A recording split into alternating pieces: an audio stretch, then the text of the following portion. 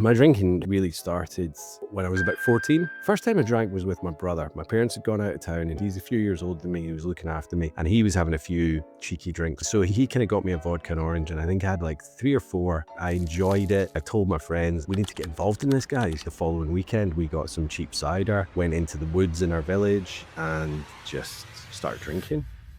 I did uni for a bit up in Leeds, where my folks were living. 6 months to a year, I was doing running, I was being healthy. I did moderating for a while because my brother was like, you're over here because of your drinking. This is messing your life up. Was that more just like you waking up a little bit, or was that more of like, well, look, I'm putting some effort towards this thing and I have a little bit of accountability with my brother here? At that point, I wasn't ready to admit it yet. I then fell into a massively drunken, fueled, codependent relationship. After that, things started kind of going downhill.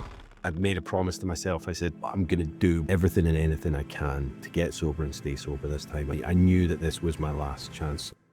Hey everybody, this is Will Gordon from the Willpower Podcast, briefly coming on before this next excellent episode to remind you all that did you know that 76%, you heard that right, 76% of you that follow my content regularly have not subscribed to my channel yet, and I'm really wondering why that is. So if you could, the easiest and freest way to help support my show is to hit that subscribe button on YouTube, Spotify, Apple Podcasts, all of it. Like it, share it, send it to people that you think it might help, because that's what I'm doing here. I've been through it. I lost my liver. I lost my kidney. I had such a severe alcohol addiction that I feel you. Okay. I understand what you're going through. And I'm really hoping that these stories are helping. So if you want to hear these stories keep coming, then please hit that subscribe button. It'll be the best decision that you'll ever make. Thank you so much for supporting me. And I really hope you enjoyed this next episode.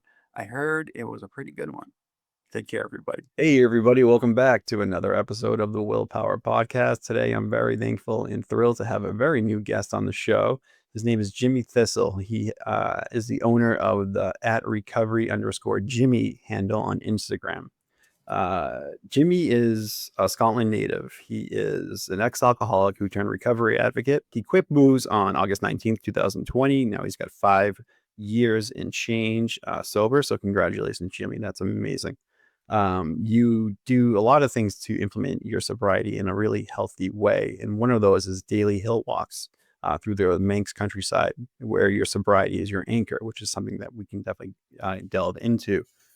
You're a certified peer mentor in addiction support, and you help others navigate this mess without judgment, which is very similar to the take that I use when I'm helping others in my sober mentoring program and just from on the show here. You have a podcast called After Hours with Jimmy Thistle. I believe that launched in like February of 25. So you're still relatively new, but you're crushing it. So keep going.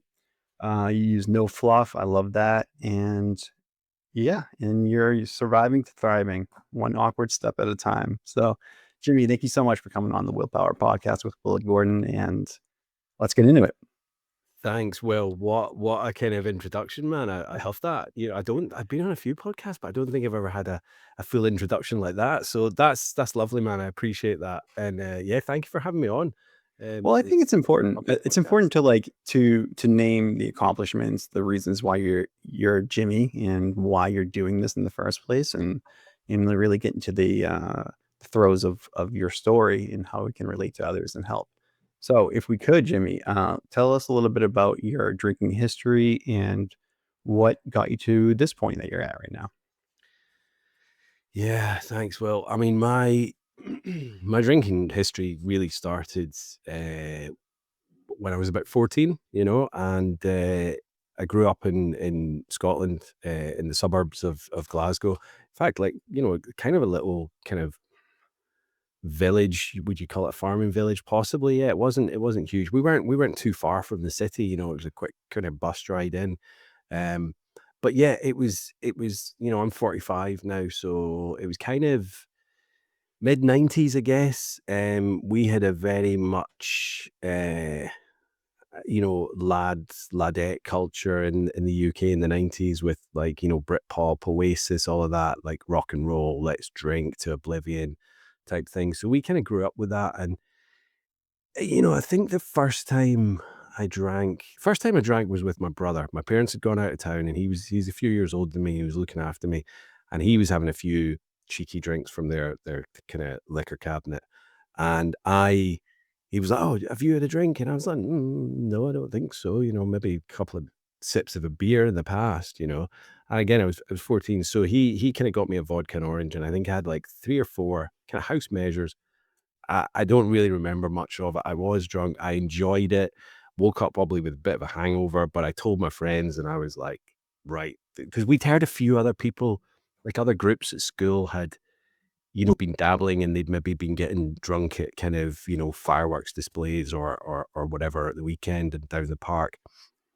So I was like, we need to get involved in this, guys, and I think like the following weekend we got some cheap cider, went into the woods in our village and just, started drinking. And I think Yeah. from then on in, it was like possibly every other weekend, maybe every weekend. It was just, and I know it's like the old mantra, oh, there wasn't much to do when I was a kid, but there really wasn't that much to do. Once you kind of, you know, um, graduated from going out on your bike and going out until the street lights came on, you felt like you were at that transition at 14, 15. You're thinking, I'm almost an adult now. You wanted to start doing Mm. cooler things and all that. So this was like our next transitional step. And quite quickly, a friend of mine and me, we kind of graduated again, using that word, to the harder stuff. We'd Mm. get I don't know what it's like a half-liter bottle of vodka, and we'd pour that into, like a soda uh, bottle. We'd pour half that out and pour the vodka in. So we just had one bottle. We weren't carrying around, like 3 or 4 bottles of cider. And that was it. That was the ticket. So it was already quite early to be on to like the hard spirits and things. Mm. Um, yeah, kind of that's what we did at the weekend. I started Yeah. smoking a bit of weed, but I've mentioned this before, that was just kind of a leisure pursuit. That wasn't really like a party thing for us. That was just something we did at a Mm. downtime. It wasn't really like a big deal to us, I don't think. We just kind of did that and it was like, oh yeah, okay. And then I think through my teen years, yeah, I tried a little bit of speed, some microdots, which I don't know if you guys get them, but it's like kind of LSD and a kind of Oh yeah. Yeah. microdosing form almost. It's not the full tabs. But then we did kind of, go on to the full tabs of acid, and we did a lot of that one summer. Um, I always told myself, right, when I started taking recreational drugs, as it were, I always said to myself, I'm never going to do ecstasy and I'm never going to do heroin. Now, Mm. to this day, I've never done heroin, but I've done a lot of ecstasy. I don't know. I Mhm. just think there was a lot of danger in the media around ecstasy back in the 90s. There was a girl over here in the UK that died. Uh, and I think that the full ins and outs of it was that she either didn't drink enough or she drank too much. It was one or the other. It wasn't the actual drug that killed her. It was like she'd dehydrated herself or something else. But Yeah. the government made this huge big thing about it. They put her up on billboards and it was like scaremongering. And, it did scare a lot of people away from taking ecstasy. Now, ecstasy deaths worldwide are like a fraction of what Mm. alcohol, let's say, for instance, causes. But they made an example of it. Anyway, I didn't stick. And I ended up taking a lot of kind of party drugs, cocaine, ecstasy. And I didn't really drink that much when I was on them. Didn't drink at all. So Mm. my late teens, early 20s, I really didn't. I maybe have a couple of pints down the pub, on a Sunday afternoon, but my drinking really kind of ramped up, I think, during my 20s. So I guess where am I now? I've moved to England from Scotland, and I'm kind of, yeah, just really kind of drinking. Maybe not doing as much of the party drugs. I was working in pubs, doing a bit of college here and there, but really not kind of focused on like any ambition in my life or whatever. I was just more about the weekend. Mm. And yeah, as I say, I did a bit of college in Scotland, but then when I moved to England, I did started photography. Now this was because I'd lost my license through through a DUI. So the job that I'd been doing, I could no longer do because I'd lost my license. And I used that as a kind of like, oh, wow, now I can do something creative. And I took that obviously bad thing that I done that had happened to me. I took it as a kind of like, right, okay, this is a turning point. I can change my life around. Um, I didn't think I need to stop my drinking or anything like that because it was just like, oh, I got caught. I did a stupid thing and I got caught. It wasn't like a red flag to me, like, oh, maybe your drinking is out of control here. In my mind, it wasn't, and now it was this like whole new avenue had opened up, and I did really well at my photography, and then I got a job in Cambridge, and I was living in a flat, loads of people that I was meeting and party people, and I think because of that, I took my foot off the pedal, took my foot off the gas. I could have been using the studio to do like loads of creative stuff and really developing my photography because I was doing just product photography and it was a really good job, but it wasn't what I wanted to do. I wanted to be more of an art type photographer. Mhm. But because I thought, I've made it, I've got this great job, I've got this great flat, I'm partying with all these people, I'm in my mid 20s. So I just kind of stopped trying, do you know what I mean? And just more, that was just a job, that was to fund my weekends. And yeah, like talking to people I'm still friends with now, they were just like, "Yeah, that was what we knew you as. You were just like, drunken Jimmy. We thought you knew that, like, that was kinda your persona." And I was like, "Oh, I just thought I was just partying with everyone else." But obviously, looking back, they knew that my drinking was definitely a lot more, haphazard than everyone else's. It was Yeah. kinda more, like, I was always up for a party, if that makes sense. Like, no one else people would do other things, like, they were saving for holidays or they were maybe, moving out of the flat and then getting married or doing this and doing that, whereas I was just kind of going from relationship to relationship Mm. and doing some stupid things, but at that point, I didn't really think it was affecting my life, I just thought, "Oh, yeah, I've done a stupid thing there," and, well, it's not really a big deal, so, Yeah. yeah. I think that's like I think that's a really important. First of all, thank you so much for sharing your story there. There's a lot of similarities between both our stories. I started drinking at 14 as well. Uh, and we're kind of from that same generation of, there really wasn't much else to do besides like, okay, we'll emulate the people that were cool, the older kids, whatever. What were they doing? They were going in the woods and drinking and stuff like that. Yeah. So that's like, we couldn't wait to do the same things that they were doing. So there's like a natural progression that in through lines that you commonly see with people who have alcohol use disorder. And a lot of that you can attribute to boredom, wanting to emulate others that will maybe like raise your social status or just give you more fun, excitement that you Mhm, would rather that you might not have otherwise. So I can definitely relate to you that way. And then the DUI being a turning point, we actually had ours similar and like similar age. I was just almost just graduating college at that time. mhm, So I was like 20, 21. And yeah, you're right. Like I got one and I didn't think I was like, this was just a mistake, I justified it in that sense. And I was very in denial still. But something that you said that really kind of struck a chord with me was when you said, when you're talking about your mid 20s, how you were kind of rolling and you were the kind of party guy, even though you really didn't know that that's how you were being perceived, I guess you mhm, could say, or and then correct me if I'm wrong, but the stifling of potential is a mhm. huge part of what made me me and why I inevitably ended up drinking myself to 2 weeks left of life. I think Yeah. you and I have very similar uh, characteristics in that way because it's like I knew I had the potential. I knew I had so much that I could offer the world. I just didn't know how to do it. And I was using alcohol as like a coping strategy to kind of give me that out or that excuse.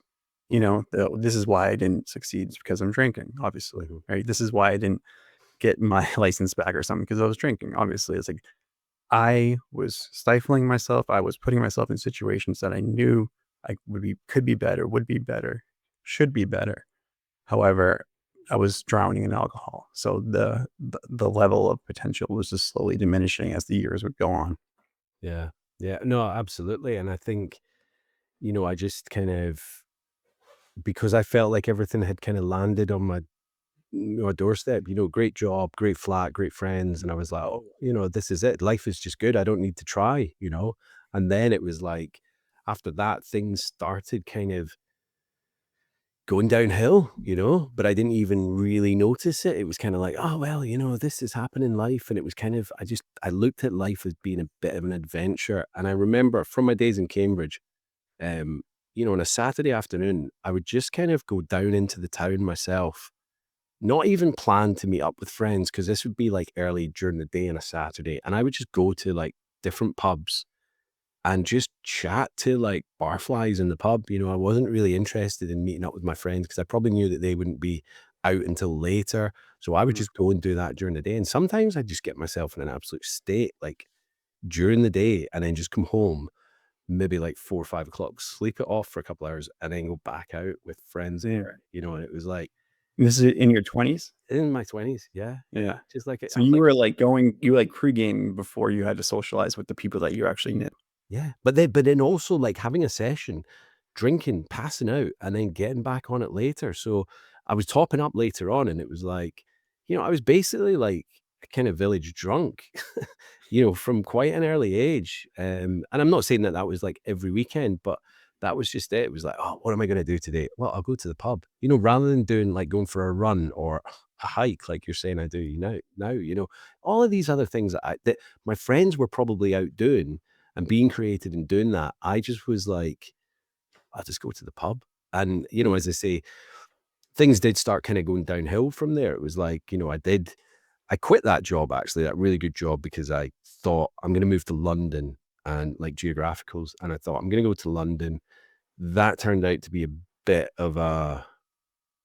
was a bit of a scam, the job. They were making out it was photography, but it was more of a sales thing. And it was like, then Mm. it was like, 0% salary, 0 salary, you had to make commission on top of that, so I was like, "I can't afford to live in London." So I came back up, tail between my legs, and, yeah, did a few stupid things because I wasn't working. I was kinda, like, just drinking. I ended up in Spain for a weekend, in the middle of winter, just thinking that I was gonna move there, basically just run away, and then they were like, "There's no jobs or anything here at this time of year," and I put all my money on this flight to Spain thinking it was gonna be this amazing new start for me. But I was basically running. I was doing a lot of running and thinking that things were gonna be different, but it was me, and I got drunk when I got to Spain. I think I ended up getting jumped, and I had my laptop, my camera, and I don't think they took my mobile phone because I managed to get in touch with my brother, or he managed to call me, and he was like, What the hell are you doing, man? Like, you haven't told anyone you're going to Spain. Like, you're suddenly there with no money." And he ended up, giving me a bit of money to get back home. And that's when I first moved to the Isle of Man. Um, he kind of bailed me out, and I thought, yeah, I'll move over there. And it worked for maybe 6 months to a year. I was doing running, I was being healthy, I was only drinking, like, I did moderating for a while because my brother was like, "You're over here because of your drinking, this is messing your life up." But at that point, I wasn't ready to admit it yet, so Yeah. yeah. So and it's really interesting, Jimmy, how you use the word like running away from your issues. I feel like alcohol is there. It's such like a it's such a tool for running. Like that's how I felt too. I felt like I was running away from my life at full clip all the time, like not avoiding all the things I needed to do, like avoiding studying for the exam to become a teacher in Massachusetts, like, and then giving myself the excuse of, well, of course you didn't pass because you didn't try, you were drinking, like, it was always giving myself an excuse, and I was always looking for like exterior things, circumstances to come into my life to change me, even though I knew deep down that it had to become, the inner work is what I had to be focusing on pursuing, and not looking for a different scenery, not looking for a different country, not looking for a different language, not looking for a different even job, really. I mean, just looking like trying to do the real, honest, genuine, deep work, which is so hard to do. But it's interesting that you did have that kind of accountability factor come into your life, and you did sound a little bit, and correct me if I'm wrong, when you did move to the Isle of Man and you started just exercising and not drinking as much. Like, what was going on? Was that more just like you waking up a little bit, or was that more of like, well, look, I'm putting some effort towards this thing, and I have a little bit of accountability with my brother here and everything. Yeah, I think it was more that. I don't think I was ever thinking I need to stop drinking and, drinking's a problem in my life. I don't think it was that. I think it was more like, look, I'm here. I'm gonna start afresh. I'm gonna get myself fit and healthy. I mean, I was still smoking, but I was kind of like not really taking any substances at that point, and I was having a few beers in the house with my brother.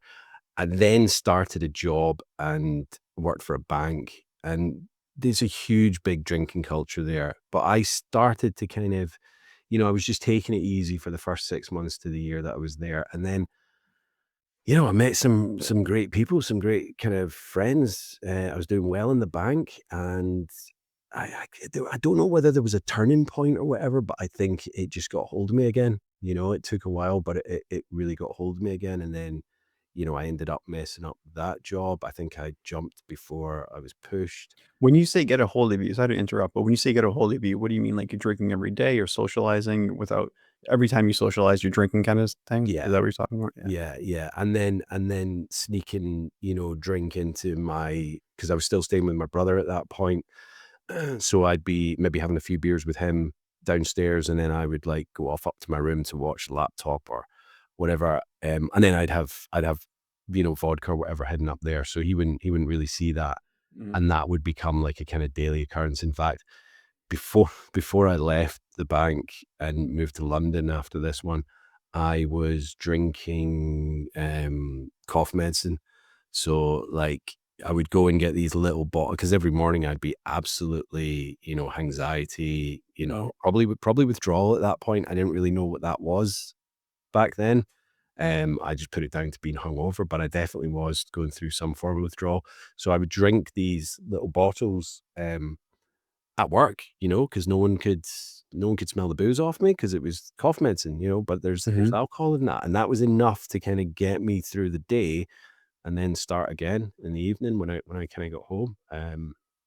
So yeah, so secret drinking, hiding it, messing up jobs, doing stupid things, blackout, getting into work, like, on a Monday and people going, "Oh god, check the state of you," but I would just brush it off as if, "Oh, yeah, that's kinda what I'm like," but I think it was putting stresses on friendships and things like that, so much so Mhm. that, I did fall out with a lot of people, um, and again, I was kind of I was in a relationship with an old friend of mine she was in London now, and we would travel backwards and forwards to see each other. So it was a long distance thing. And then I kind of hit my final straw at the bank, and I just kind of she was like, "Well, why don't you just come here? You were going to come here eventually anyway," because we were hoping that I would get a transfer, like a promotion with the bank to London, but I was obviously screwing that up.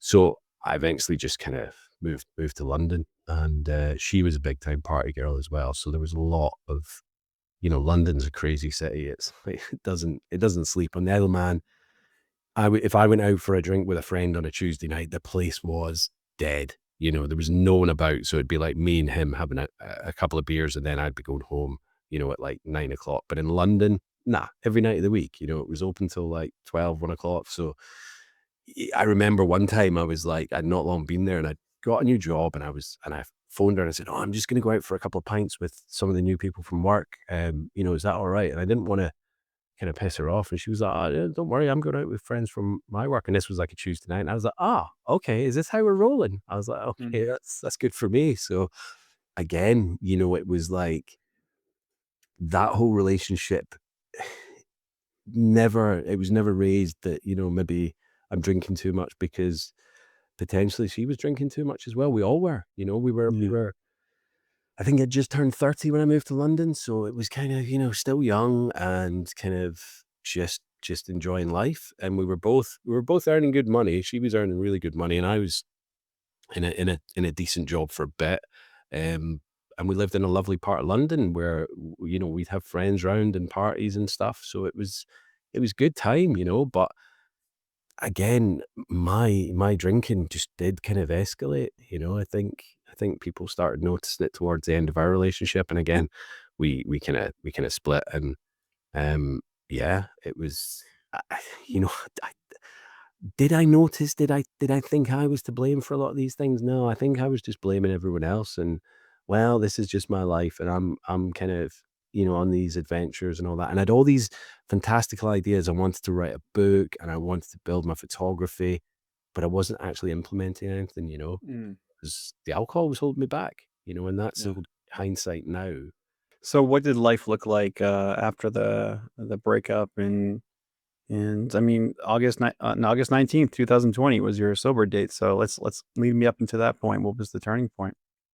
Well, I mean, yeah, so we're still 10 years before that. I mean, I don't know how long you've got on the podcast, but Oh, we can go as long as you want. so after London, I decided to stay in London because I was like, no, I'm not gonna go, back home to mum and dad with the tail between my legs. I'm gonna give London a good go. And I went and moved to a flat, another side of London. I didn't know that many people because a lot of my friends were her friends. And I got another job, moved into this house share, and yeah, my drinking kind of, there was a pub at the end of the road, and I started using that on my way home from work and drinking up in my room on my own. So that really kind of escalated a bit. Um, trying to be creative, trying to think, I'm going to do photography and stuff, but never actually doing anything about it again. And it escalated so much so that I think I didn't get barred from that pub, but there was a few times where I was like, they were like, "Oh, you were a bit of a mess in here the night before." So I kind of thought, right, I'm just going to drink in the house. My housemates were getting a bit concerned. I quit the job, and then I was just like, right, I'm going to go back up to my folks. I did it for 6 months in London, and I was like, London's tough. And especially when you're drinking everything that you're earning, it's like, it's an expensive city. Anyway, I did uni for a bit, up in Leeds, where my folks were living. I then fell into a massively drunken, fueled, codependent relationship. And we just drank and drank and drank. That was how we met, and that was how we kind of just, it escalated with us. We were just like, yeah, any free time we would be drinking. We moved in together quite quickly. Um, we moved about a bit again, back to her parents. We then got a pub.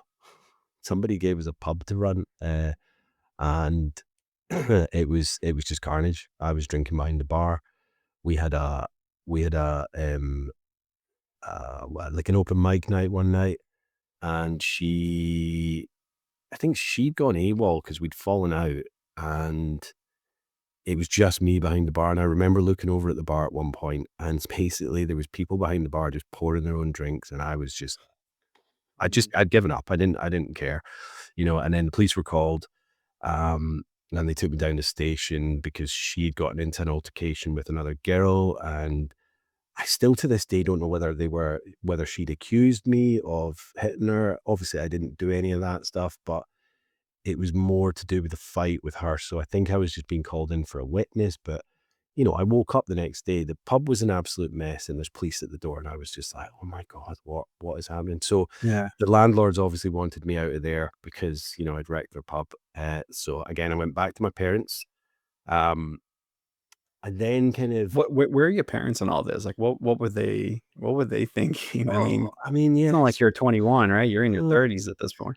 exactly, but I think it's one of those little things where it was like a slow kind of, like I was almost like putting pins in a pincushion with them. So, after a while, like, of course they were concerned, and of course they didn't just think, "Oh, he's done it again." I think it was just like, they got to their wits' end with me, and I think it was just, I think my dad had kind of just gone, "Well, I don't know why you keep helping him," to my mum. But obviously my mum was like, she loves me and she cared. I'm not saying my dad doesn't care, but I think he was just like, he needs to learn to kind of sort out his own messes and all that. Um, but I think they saw that maybe that relationship was the problem, whether it was me or the relationship, I don't know. So they did take me back in, and for a while actually, I got sober, and I think I nearly got 90 days then. And I started doing running again. Then was in a relationship with a girl, and we'd only been seeing each other for I think about a month, but I could tell like her drinking was pretty bad, and she was a bit younger than me, and I could tell that I was like, "Ah, do I want to go down this path again? Like I don't." So I kind of pulled the plug on it, and she turned. This was like a couple of like maybe 3 weeks later or something. I'd been getting a few messages from her. She turned up at my parents' house, like she'd driven there, absolutely shit faced, and I was like, "Oh boy, what are you doing here?" Like this is not cool. And in hindsight, I wish I'd kind of put her in the spare bedroom and whatnot, but um, like she went home, and then the next day I found out that she'd hanged herself. Oh my gosh. Yeah, I'm and so sorry. That's tragic. That's what a tragic loss. absolutely. And as I say, I didn't know the girl that long. Obviously, it was devastating and really horrific. But like, we still don't know whether it was like a cry for help or like an accident or Mm. whether she actually meant to do it. Like, she did have. I do think she had bipolar. I think it was undiagnosed, but she had a lot of other stuff going on, family problems and things like that. But I still to this day don't think she actually meant to do it. So it was a complete blow to me, and I used that. I used that as a massive kind of reason, trigger, excuse to drink. And that kind of I went into another relationship about 6 months after that, and then we fell pregnant quite quickly. So I moved in with her, and then the night that I moved in, we actually lost that baby as well. So that again was just another. Oh, sorry. Yeah, I know, and it was like all of these things. I was just like, why, and it was like pour me a drink, and I did. I drank and drank. And that relationship, we had some really lovely times, but I was just on a mad downward spiral. And I turned 40 when I was in that relationship, and I'd kind of given up I think that Christmas. I turned 40 in the February of 2020, and we were trying to come over here to the Isle of Man. She lived in East Yorkshire. We lived in East Yorkshire, and we were trying to come over to the Isle of Man to visit my folks because they'd moved here. My brother still lived here, and he's got kids. So my parents had moved here in 2019. And we were driving to get here, and we were getting the ferry. The weather was awful because it was February. Luckily the ferry was gonna go, but the weather was really bad. Sometimes they cancel it. My car broke down literally half an hour away from the ferry port. So we had to get towed all the way back to Hull, and that was like another. So we'd been in the car for about, and then sitting. So it was like an 8-hour day, Mm. stuck in the car. She had 2 kids as well. So we got back home, and she said, "Oh, I think we deserve a glass of wine." And I was just like, "Oh, okay." I'd been sober for I think about maybe a month or so, and I was like, "Oh, okay, let's go and get." So I think we ended up getting like 6 bottles of wine that night. She wouldn't have drank that much. That would have all been me. The next day, she was absolutely hanging, but I'd gone up to the petrol station and bought myself some vodka. So I was like, "Hey, I'm fine. Yeah, I'm back. Drinking, I'm back." And from there, it just kind of escalated. I ended up leaving, going and staying with a friend. My parents were involved. She was involved. He was involved. They were all concerned about my drinking, so much so that they ended up, getting me into like a rehab place. And when I got into rehab, 2 days later, the UK went into the first lockdown. So it was like, and then I did my 28 days. I met some amazing people in there, 3 of which actually have since passed because, and way before their time. One was, I think, Aaron was maybe 32, I think. Lindsay died just this year. She was 34, 35, maybe 36. And um, Claire, she died a few years ago and she was like 46, all from alcohol and all, people that I'd met in rehab. And that's what makes me think that, the recovery rate for people in sobriety is abysmal. It's like 2% for people that get sober, stay sober, and live. And that's the sad part of it.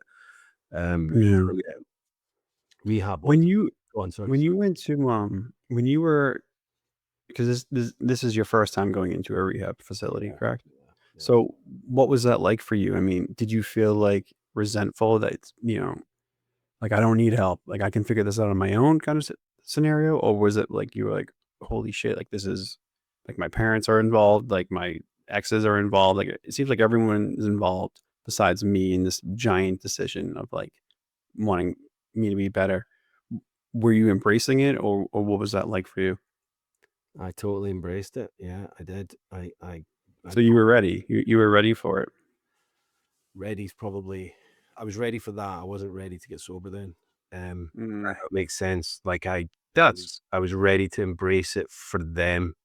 I wasn't ready to embrace it for myself just yet because I thought if I go in here, like at this point, I was like, I do want to be back with my ex. I want to get that sorted. I want to have a life. I want to, to kind of great. She had two great kids, and I wanted that, or I thought I wanted that, and it was like, right, I'm gonna do this, and I was almost like a, you know, um, textbook inmate in there. It was a good place, and I was like, when I got in there, and I was drunk as a lord when I got in there, and I had to basically do my Librium detox and all of that. So there was only two people in there when I got in, and basically they were on their way to finishing. They'd done like 26,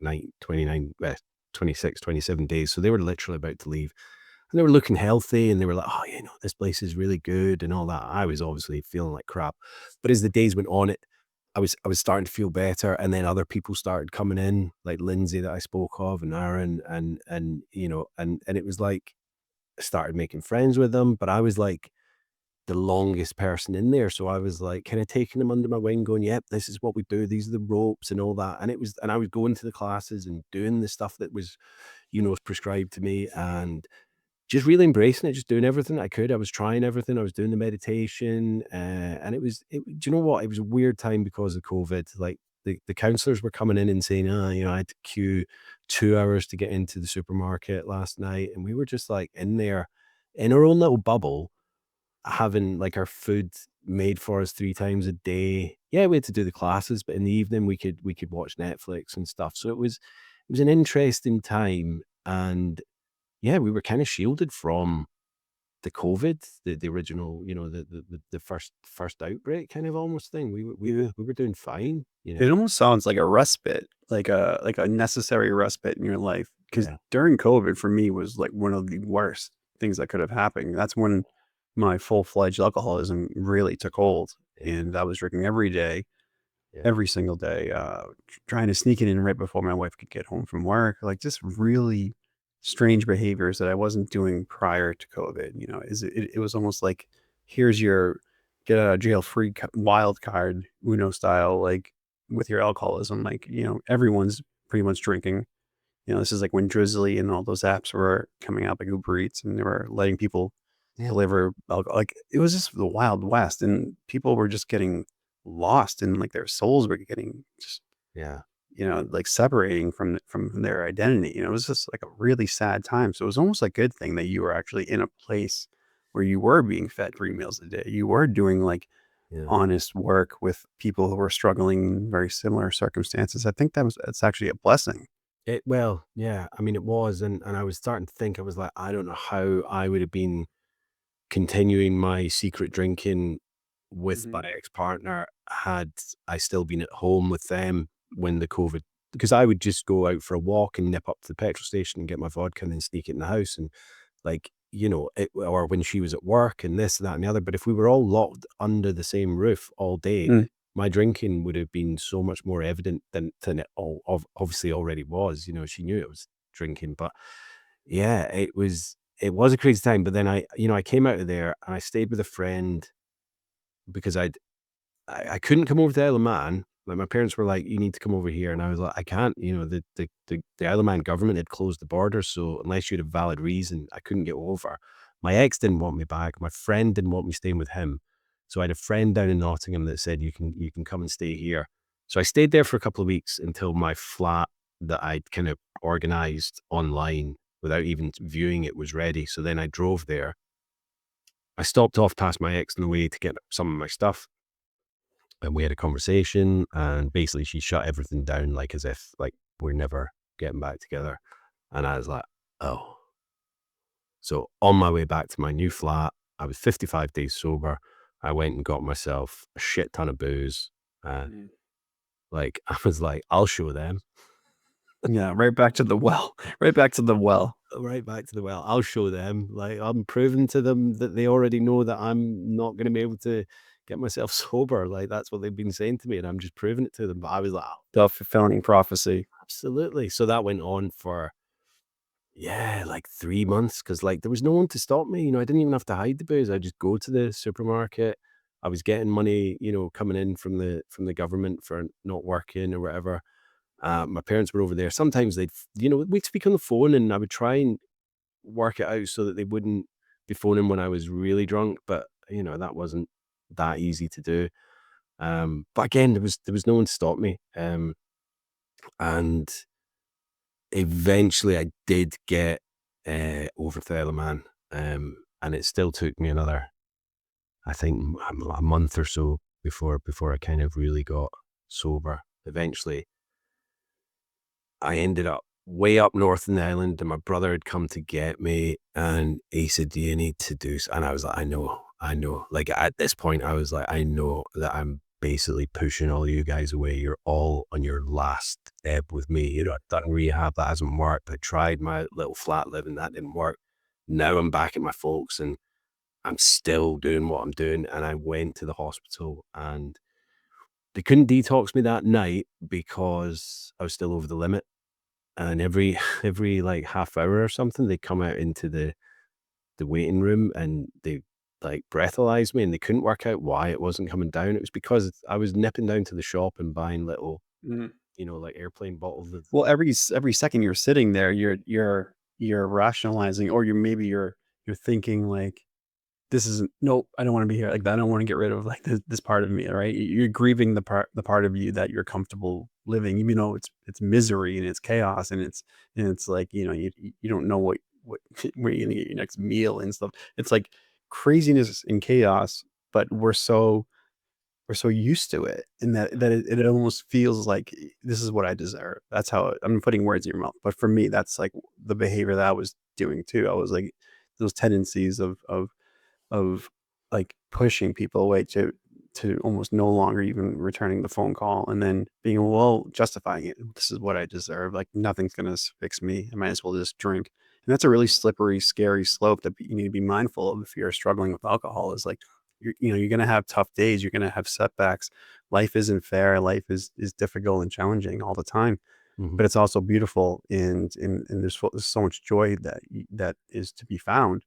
But alcohol will not get you there. It will only bring you many, many steps backwards Yeah. and not towards the ultimate goal of your potential. So, And I so think, when did it finally click, man?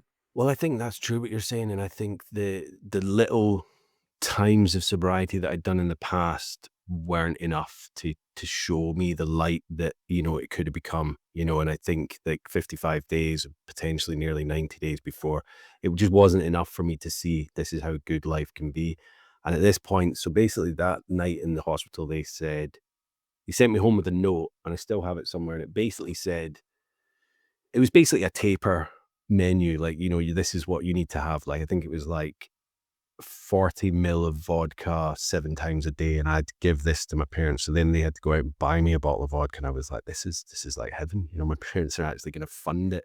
I knew it was a tapering method to get me off until I could go in and get my Librium. But I was like, I'm not quitting tonight, basically. So I was like, tomorrow can do what it does tomorrow. The next day, again, my mum was giving me the little shots every couple hours or whatever. And I was like, well, I'm just going to go out for a walk because it's a nice day. And I went to the shop and I bought more vodka. And then, they found me in a stupor in my room later on. They were like, we need to get you to hospital again. So I went to hospital again and we waited. And then eventually I got on the Librium and I stayed in the hospital for, I think, 4 or 5 days. And I made a promise to myself. I said, I'm going to do everything and anything I can to get sober and stay sober this time. I knew that this was my last chance saloon. Even the drinking that I'd done up until that point, I remember I was out in a field one time and I was just going for a walk and I was just lost. I was just empty inside. I had nothing more to give. And I was like, this is just, I'm this is the final kind of rock bottom that I want to be at. I don't want to get any further because it can't get any further. I know you can keep digging. I wasn't homeless. I wasn't, like in your situation, with almost liver failure. I don't know how I didn't get to that point with the amount that I was drinking. And so in the hospital, I got all my tests done and the doctor came round one day and basically said, and I was starting to feel okay. I was like, okay. And he came round and he said, we do have a bit of a red flag issue with your bone marrow. And I was like, okay. I was kind of waiting on, this is what you've done to yourself. Yes. You've you've fucked yourself up basically. And at that minute, he had a phone call and he took a phone call and then he left. And I was like, what? Aren't you going to tell me what this red flag with my bone marrow is? And I kept on asking the nurses and they're like, well, he's not going to be back around till tomorrow's rounds. And I was like, what? So I had to sit there and I was like, do you know what? I kind of deserve this because I've done this to myself, which I do hate that, people saying, oh, you've done this to yourself. And I hate that whole mantra. And a lot of hospitals, they don't treat people with alcohol use disorder as favorably as they do other people because they think you've done this to yourself. We didn't want to do this. We didn't start drinking at 14 and think, I'm going to be. Yeah. I can't wait to be an alcoholic. We can't wait to be an alcoholic, Of course we didn't, but the next day they came round and they basically said, yeah, it's a red flag, but as long as you stop drinking and stop drinking, this will rectify itself. And I was like, right, okay. So I was like, that's another reason to do this. So when I got out, we've got a charity over here who I actually work for now, Motivate, as a peer mentor. They do SMART meetings, which is self-management and recovery training. They also, one of the guys, he did his own CA and NA meetings there, used the building. It's not affiliated with Motivate, but they still use the building. So I was going to them. I was going to drug and alcohol team. I was going to Zoom meetings for my rehab. I was doing AA, NA online. I was just doing everything. And so I was like, I'm going to start moving on to phase 2 of my recovery. And that, I started focusing on my work. I'd set up my own gardening business. So I was doing that. I was really back into my photography. I'd had an exhibition. So there was all these different things going on in my life. I started doing Christmas markets with photography. I'd moved into a little beautiful cottage up in the hills here. I had my cat and then I got another cat. So I was like, right, life is going well. So I'm going to start focusing on that. And then just before I hit 3 years, I did a bit of dating and things like that on Tinder or whatever, but I was just like, oh, I don't know if I'm ready and this, and if it wasn't the right person. And then organically I met Jen and, yeah, things just kind of, it was like, wow, life is good, Is Jen your partner now? Jen's my wife now. Yeah, Your wife? we got married in August, 2 months ago yesterday, 2 months ago today, actually. Oh, that's So amazing. Congratulations. The windy, roads of life that get you to where you need to be is yeah, it's just so interesting, isn't it? Like, I see. all the pitfalls, all the wrong turns, all the wrong decisions. That Yeah, finally, when you eliminate alcohol from your life and you start doing the honest, true, genuine, authentic hard work that it yeah, takes to succeed in this thing yeah. of battling this of alcohol, battling AUD, it's like it's so beautiful to hear of those stories and how And profound and poetic it is. Yeah. I love the fact because, I'm stepfather now to three amazing kids, and Jen and them will never see me like that. That's the beautiful part. Like, they'll never have to worry about me, coming in late or being a bit, you know, slurry, or do you know what I mean? They've Mm. never known that side of me, and they never will. And I love that, And that's the That is only. a beautiful. I mean, I've got a few regrets, but majority of the regrets are just more about the emotional turmoil that I cause people, partners, and Yeah. my family. That's kind of it, That's That's healthy though. That's like good that you're thinking of it that way because a lot of people will be like, well, I have regrets. I did this, right? But you're not thinking of it from like, well, what's the perspective of the people that loved you, that were with you during this whole process of you trying to figure out who you are, like what's your identity, what's your why, what's your purpose, what's the reason that you're filling this whole your life with substances, right? Like mm, that's like the real journey, I feel like. And when you said that you were thinking of it from their perspective, right? mhm, mhm. That's just like changes the conversation and the narrative of your journey in like the best way possible. Yeah, yeah, yeah, Yeah. absolutely. I see what's happening and I think for a long time the governments have been happy that we're all just drinking because we stay in our house or we go to the bars and we're not really, you know, questioning what they're doing and being angry about what they're doing. But now I think people are actually, in your country and in our country as well, we're seeing these like divisions right down the middle from left to right, Mhm. an extreme far right, far left. And it's like, you know, they're all just angry. And I think if you look at it, alcohol is an anger fuel.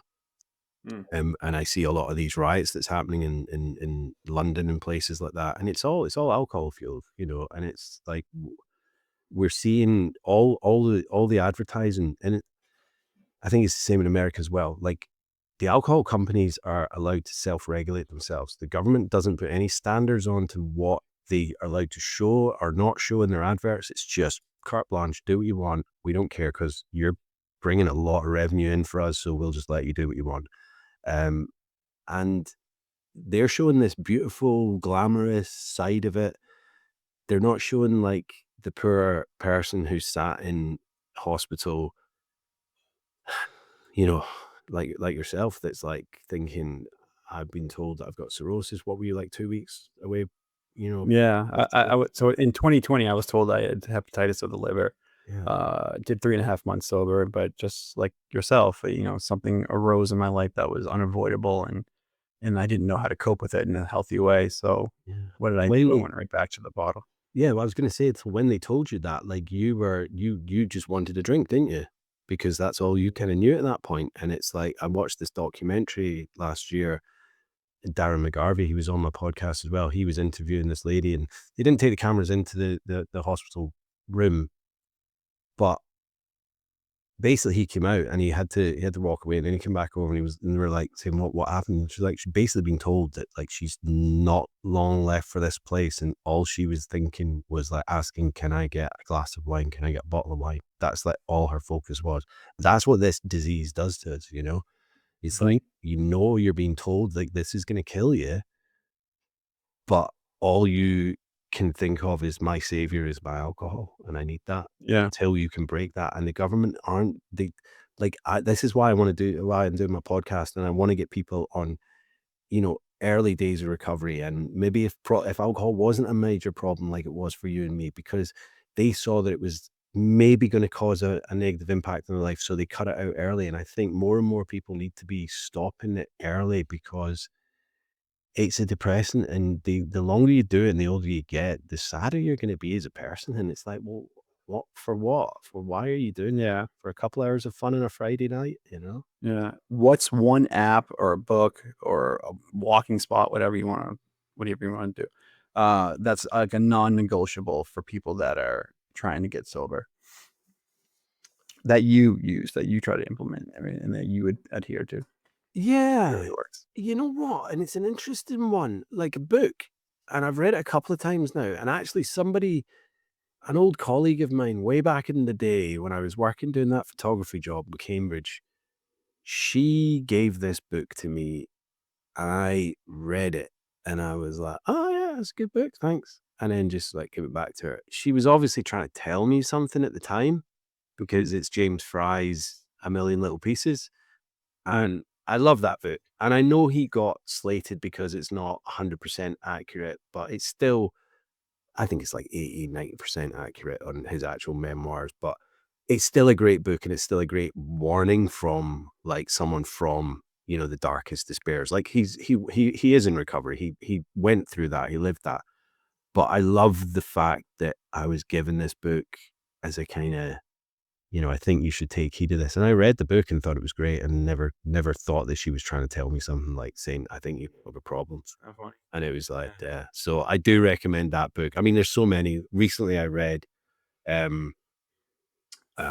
Dry by Augustine Burroughs.